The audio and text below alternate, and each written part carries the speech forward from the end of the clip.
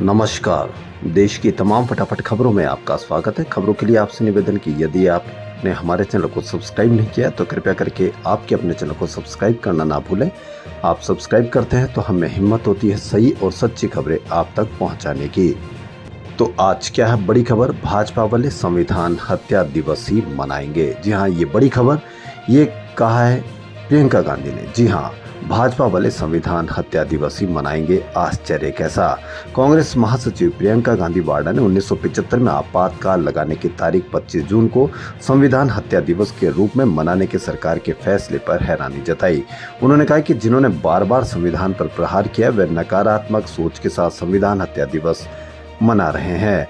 प्रियंका ने कहा कि जिन्होंने कभी संविधान को नहीं माना, संविधान लागू करने का विरोध किया, इसका कभी सम्मान नहीं किया और संविधान खत्म करने का आह्वान करते रहे, लेकिन अब वही लोग संविधान हत्या दिवस मनाने जा रहे हैं।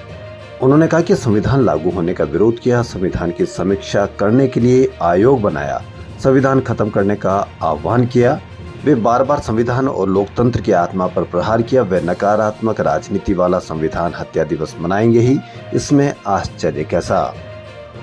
देश के 7 राज्यों की 13 सीटों पर हुए विधानसभा उपचुनाव में एनडीए को बड़ा झटका लगा। 13 में से महज 2 सीटों पर एनडीए को जीत मिली।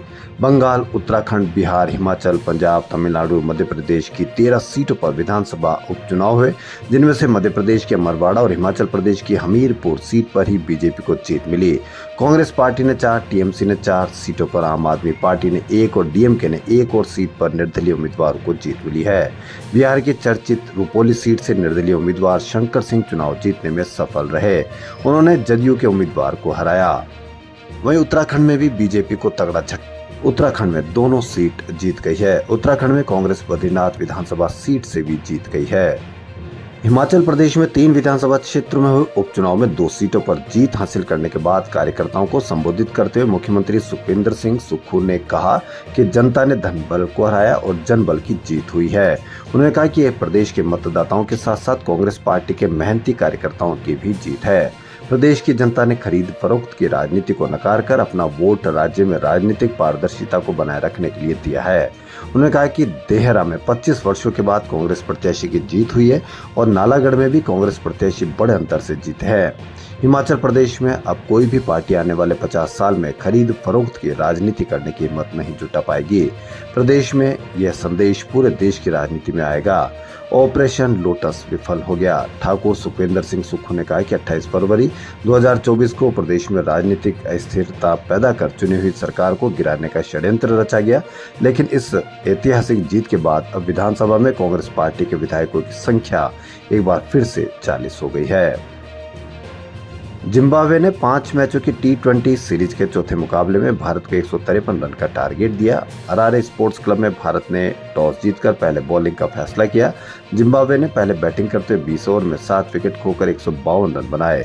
जिम्बाब्वे की ओर से कप्तान सिकंदर रजा ने सबसे ज्यादा 46 रन बनाए। उनके अलावा तदीब नाशे मरुमानी 32 और वेस्ले मधभरे ने 25 रन का योगदान दिया। इंडिया की ओर से खलील अहमद ने 2 विकेट लिए। शिवम दुबे, अभिषेक शर्मा, तुषार देशपांडे और वाशिंगटन सुंदर को 1-1 विकेट मिला।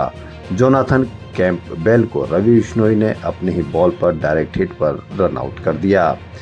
टीम इंडिया इस सीरीज में 2-1 से आगे है।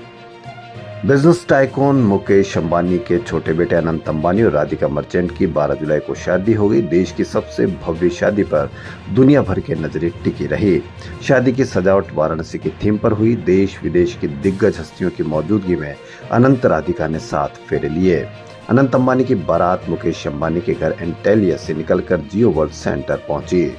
अंबानी परिवार की शादी पर मीडिया हाउस ने क्या क्या लिखा। America media house New York times ने भारत में आर्थिक असमानता पर सवाल उठे।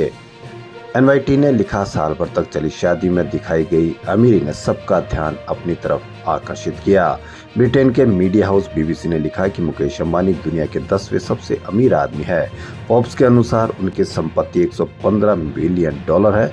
हालांकि उन्होंने ये नहीं बताया कि वो अपने बेटे की शादी का कितना खर्च कर रहे हैं। कतर के मीडिया हाउस अल जजीरा ने लिखा कि अंबानी की शादी में हद से ज्यादा पैसा खर्च किया गया है।